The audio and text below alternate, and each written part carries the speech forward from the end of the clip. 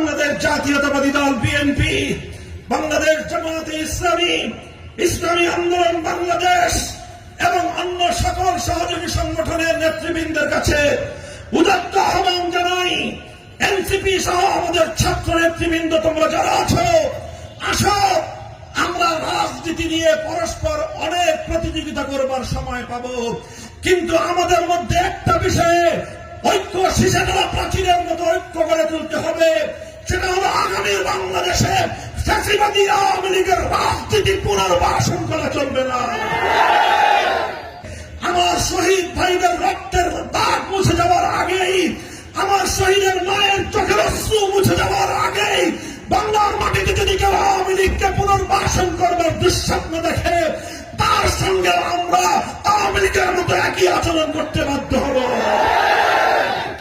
নারী সংস্কার কমিশনের বিতর্কিত রিপোর্টের পিছনে ফেলে রেখে তাদেরকে সেদিকে আপনি ডাইভার্ট করে দিয়ে তলে তলে হিউম্যান করিডোরের নামে যদি আমার বাংলাদেশের স্বাধীনতার ইজারা দিতে চান, বুকের রক্ত দিয়ে আমার মাতৃভূমির প্রতি ইঞ্চি মাটির সার্বভৌমত্ব আমরা রক্ষা করবো ইনশাআল্লাহ।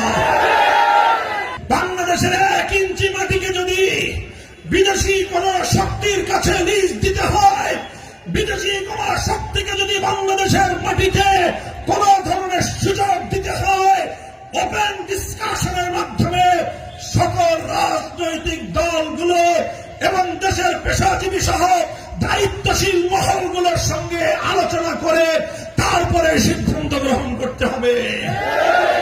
দেশের স্পর্শকাতর সেনসিটিভ ইস্যুতে সরকার যদি তড়িঘড়ি করে কোন সিদ্ধান্ত বাস্তবায়ন করার পায় তারা চালায়, আমরা বুঝে নেব ডাল মে কুছ কালা হ্যায়।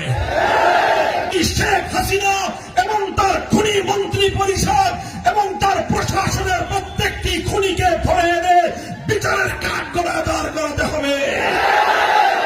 এত হত্যাকাণ্ডের রক্তে যাদের হাত রঞ্জিত, সেই খুনি আওয়ামী লীগ সরকার আওয়ামী লীগকে, সেই শেখ হাসিনার দল আওয়ামী লীগকে বাংলার মাটিতে সন্ত্রাসী দল হিসেবে ঘোষণা করতে হবে এবং তাদের বিচার না হওয়া পর্যন্ত, আদালতের মাধ্যমে নিরপেক্ষ বিচার না হওয়া পর্যন্ত সন্ত্রাসী সংগঠন আওয়ামী লীগের সকল কার্যক্রম বন্ধ রাখতে হবে।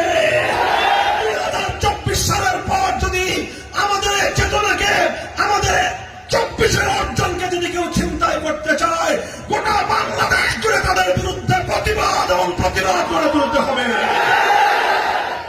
এবং তাদের বিচার না হওয়া পর্যন্ত, আদালতের মাধ্যমে নিরপেক্ষ বিচার না হওয়া পর্যন্ত সন্ত্রাসী সংগঠন আওয়ামী লীগের সকল কার্যক্রম বন্ধ রাখতে হবে। আমাদের পার্শ্ববর্তী প্রতিবেশী রাষ্ট্র ভারতকে আমরা সতর্ক করি, বাংলাদেশ নীতির ব্যাপারে তোমরা তোমাদের বিগত দিনের দৃষ্টিভঙ্গি পাল্টাও।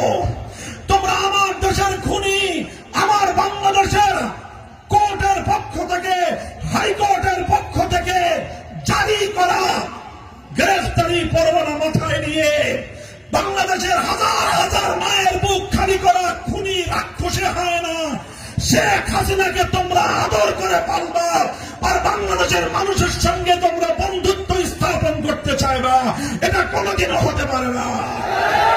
খুনি শেখ হাসিনাকে বাংলাদেশের বিচার ব্যবস্থার হাতে তুলে দিতে হবে।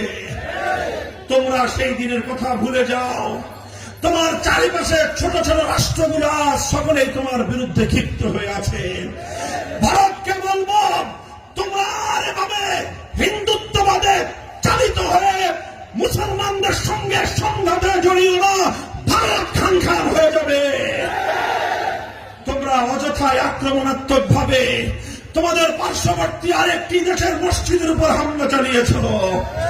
এভাবেই যদি মুসলমানদের পবিত্র সিজদাগাহ, পবিত্র মসজিদকে যদি রক্তে রঞ্জিত করা হয়, আমরা স্পষ্ট ভাষায় হুঁশিয়ারি উচ্চারণ করে বলতে চাই, ভারতের আভ্যন্তরীণ নিরাপত্তা নিশ্চিত থাকবে না।